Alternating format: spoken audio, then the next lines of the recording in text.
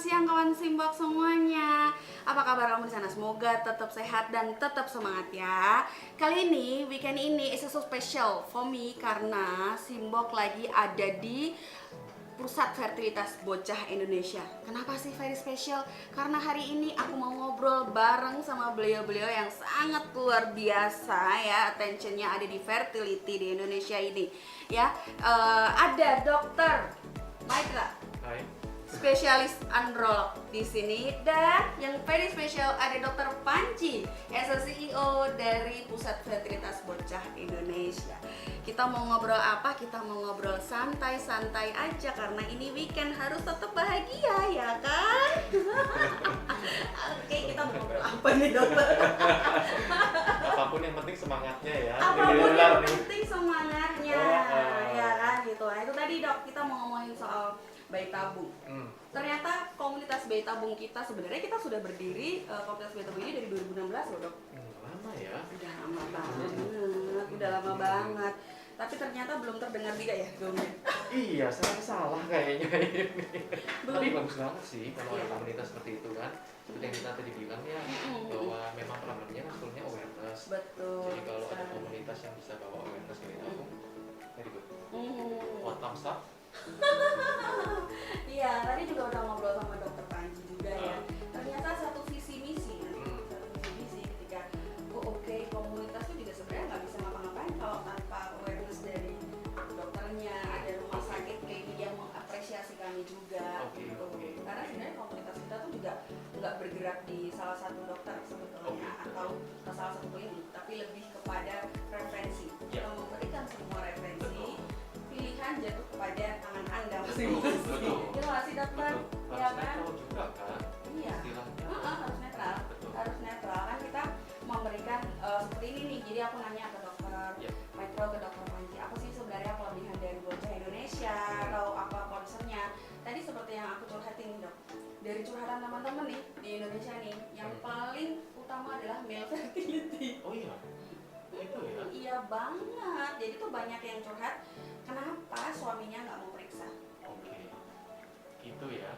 Kenapa suami nggak mau Periksa, periksa? kan suami nggak mau periksa. Kenapa dak? Suami nggak mau periksa? Itu kalau ditanya seperti itu mungkin saya juga bingung kenapa suami Indonesia mau. Tapi banyak yang curhat ya dok? Tapi kita tahu lah ya, kita tahu kalau bukan hanya di Indonesia sebetulnya, di seluruh dunia pun bahwa kalau kata-kata bahwa laki itu pride-nya tinggi, Kuat ya? kuat, itu kan ada gitu ya. Sehingga mungkin mereka melihat salah satu kalau mereka harus diperiksa atau dalam tanda kutip mungkin ada masalah yang konotasi negatifnya mungkin mandul, itu mereka jadi merasa stres gitu. Ya. Nah, tapi kita tahu itu nggak betul lah ya, gitu, bahwa memang kalau infertilitas ya kita harus bicara antara suami dan istri, Ya. itu dua-duanya, kadang bisa suami sendiri, bisa istri sendiri, Saya bisa sendiri dua-duanya. ya benar-benar. Betul. Tapi Gender memang, equality. ya betul. Male fertility memang kayaknya jadi ini ya unik. Unik. Apa ya sesuatu yang unik kayaknya ya dok ya? Betul, betul, Sesuatu yang unik karena kalau female kayaknya lebih aware deh. betul. Kalau kita sebagai perempuan. Betul, karena memang female itu sekali lagi ya memang yang selalu bicara female-nya gitu. Tapi kita tahu banget bahwa sekali lagi 50% at least itu yang male problem Male gitu. problem ya. Dan yang mungkin perlu diketahui bahwa kalau kita bahas male-nya, misalnya nih male-nya nggak bermasalah, male-nya pun normal gitu. Tapi kalau kita optimalkan, maka hasilnya akan lebih optimal untuk misalnya bayi tabung. Ini Iya. kalau kita sebagai tabung kan, Iya kita betul. bicara bayi tabung, artinya male normal itu kalau kita optimalkan akan hasilnya meningkat. Karena kan juga apa ya, kuncinya juga di sperma juga kan dok? Betul. Dok, bukan hanya rahim, Betul. bukan hanya telur. Karena selama Yes. ini menurut pengalaman kita ya dok, kalau yang perempuan satu mahal pemeriksaannya ya dok. Mulai dari MH test, mulai dari HSG, laparoskopi, dan itu sakit tau gak sih dok? Sakit kan? Tahu rasanya. Tahu banget rasanya gitu, tahu banget rasanya gimana HSG, gimana Betul. laparoskopi, Betul, gimana betul. mahalnya. Sementara apa ya, effortnya tuh menjadi gimana karena suami dari kita nggak mau ngapa-ngapain. Iya. Cuma tadi kata dokter Panji, gimana ya caranya bikin suami itu nggak hanya nemenin tapi mau periksa. Betul, we were discussing that. Penting, Iya, penting. kita tadi diskusi soal itu tuh dok. Iya, jadi sebetulnya kalau dari Fani, sebenarnya suami itu sudah didiskon loh. Diskon Didiskon ya? itu gimana? Kalau wanita kan kita tahu kita harus periksa USG, ASG minimal. Iya, iya, ya iya. kan? Kalau bisa tambah hysteroscopy, Mm-mm. lihat kandungannya. Tapi untuk pria, itu masuknya diskonnya cuma analisa sperma. Iya, Simple, benar. iya kan? Dan enak ya dok. Is it easy maksudnya? Belum tentu. Oh belum tentu ya? Oh, tapi kalau lihat tempatnya nanti lihat tempatnya kita ya. Oke, iya iya. Seenak Aku apa? penasaran banget. Saya nggak pernah nyoba sih tapi harus dicoba mungkin. Harus coba ya. Tapi aku penasaran banget tuh sama Ayo. tadi tempatnya ya.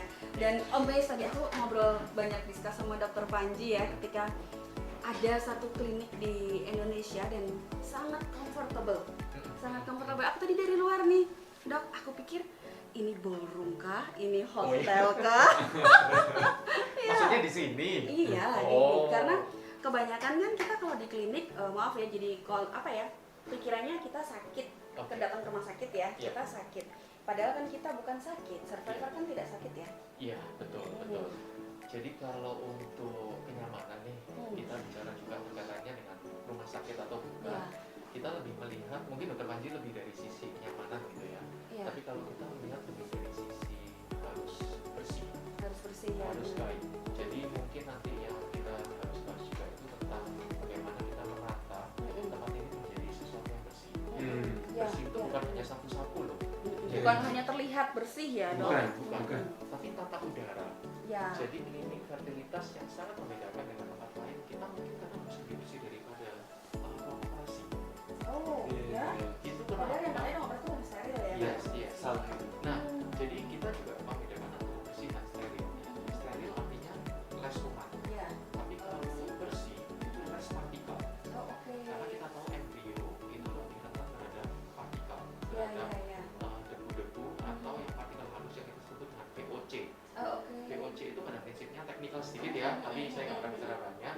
Sesuatu yang tidak bisa kita lihat, tapi kita bisa bau. Oh, Nah itu VOC. Sehingga kita buat tata udaranya di sini itu benar-benar terpisah antara luar dengan dalam. Dalam ya. Dan dalam pun dipisah 3 juga. Oh ya. Artinya lab embryonya itu terisolir sendiri, oka terisolir sendiri, dan jalan di luarnya itu terisolir sendiri. Oh, oke. Jadi nanti akan tahu bahwa kebersihan itu yang utama kalau di tempat kita. Karena sensitif ya dok, embrio itu kan aku dengar katanya Yes. sensitif ya. Yes. Nggak boleh bau, apa nggak Yes. boleh ada bau-bauan Betul, atau betul. apa gitu Jadi ya. kalau Aku dengar. misalnya di lab embryo pakai make up, pakai parfum, Nggak boleh ya. nggak boleh sayangnya. Kita harus Kalau program sebenarnya boleh nggak sih dok? Kalau kita lagi Iya. program nih, contoh aku lagi mau program. Iya.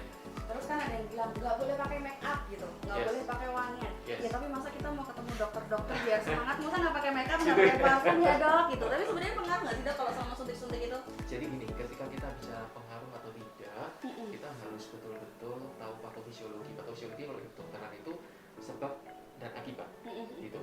Sayangnya tidak semua penyebab itu akan berlaku akibatnya untuk setiap orang secara sama. Oh oke. Belum tentu satu orang yang pakai bahan kimia, make up terus dan sebagainya akan mendapatkan infertilitas. Oke. Tapi kita juga tahu bahwa ada orang tertentu yang mungkin rentan ketika dia menggunakan bahan-bahan kimia, make up dan sebagainya akan berefek. Contoh simpel, kasus bulan yang lalu mungkin.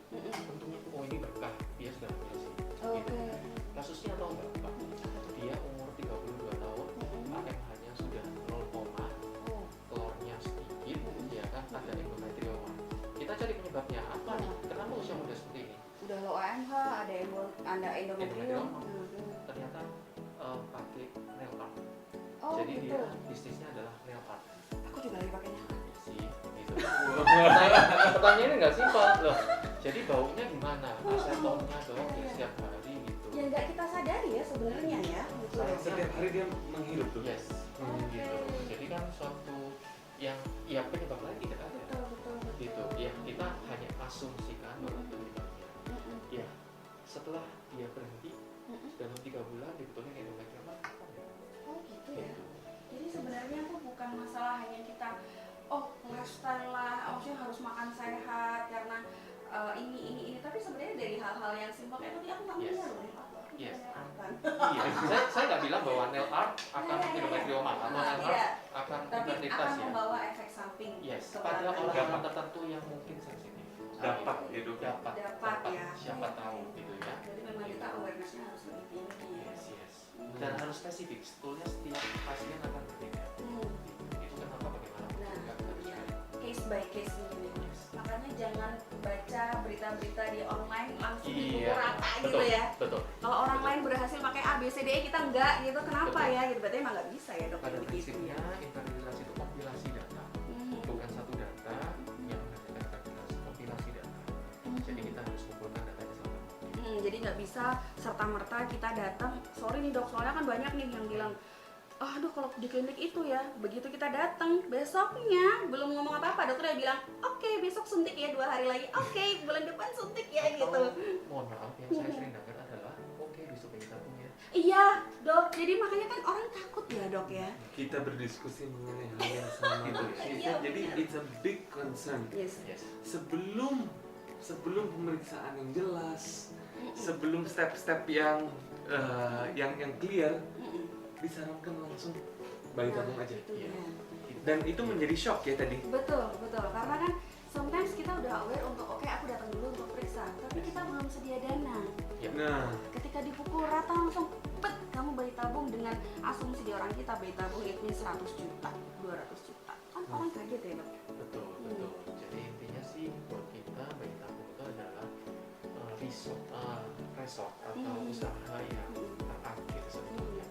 Memang masih banyak yang lebih canggih. Misalnya kita bayi tabung plus biopsi, bayi tabung plus tindakan-tindakan laser atau insi dan sebagainya. Tapi basically kalau bisa tanpa itu dulu, kita akan kerjakan.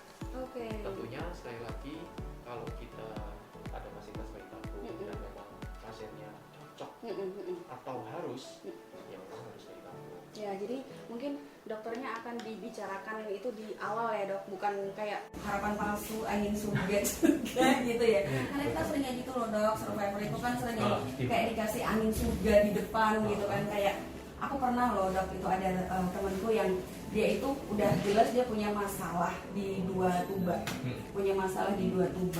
semuanya hidrosalpin. Itu itu harus diangkat kan ya, dan bayi tabung menjadi satu-satunya. Oke. Itu dokter yang dia temui masih bilang, ya sudah coba berdoa dulu siapa tahu bisa alami. wow. Itu kayak seolah-olah tuh Itu, gimana ya, Dok? itu menarik. Ini ekstrimnya berbeda. Kalau kita boleh diskusi, saya ingat sekali pertama kali saya dapat pasien ketika saya pulang dari Australia.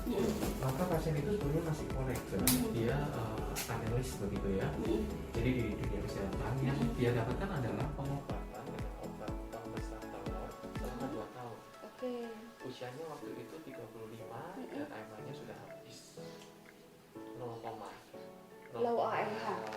Very low AMH. Very low AMH di usia 35 tahun dan tidak pernah sekalipun dianjurkan insem atau bayi tabung. Oh ya? Yes.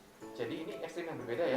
Ya, ekstrim Satu berbeda. tidak ditawarkan bayi tabung sama sekali, satu harus bayi tabung gitu. Iya. Jadi kita harus memberikan yang paling tepat sih untuk pasien sesuai dengan kondisinya sebetulnya. Ya. Jadi nggak ada angin surga, tapi nggak ada juga ini ya, nggak ada juga yang bet gitu. Semuanya harus step by step dan pelan-pelan kali ya dok ya. Lebih ke tepat sasaran. Nah, Kecepatan yang dijual. Itu dia. Gitu. Itu ada di bocah Indonesia pastinya. Seharusnya di semua klinik Iya. demikian. Gitu. Pada prinsipnya juga yang tadi menarik juga sih tuba. Ya, hidrosalpin dua-duanya. Dan kita berpikirnya, maksudnya secara survivor ya, sesama survivor kita bilang itu harusnya dipotong dari bayi tabung. Tapi di salah satu klinik itu dokternya masih bilang ya sudah, banyak berdoa saja, mengamalkan surat A, B, C, D, E. Bukan kita tidak mempercayai satu ini ya dok, cuman it means ketika diberi harapan seperti itu kan kita pasti seneng. Tapi kan itu harapan palsu. Iya sih. Gitu ya. Iya. Prihatin ya. Iya. Saya nggak mau berbicara lebih jauh tentang teknisnya ya. Iya, Karena iya, soalnya iya. kalau tuba hidrosalpin itu ada beberapa teknis, butuh dipangkal, Iya, butuh betul. keluar, ada cairan yang masuk atau tidak, perlu diikat atau dipotong. Banyak yang ini gitu. Tapi basically dia akan perlu bayi tabung. Gitu. Hanya akan operasi dulu kemudian bayi tabung atau bayi tabung dulu dibekukan, dioperasi, baru ditanam dan sebagainya.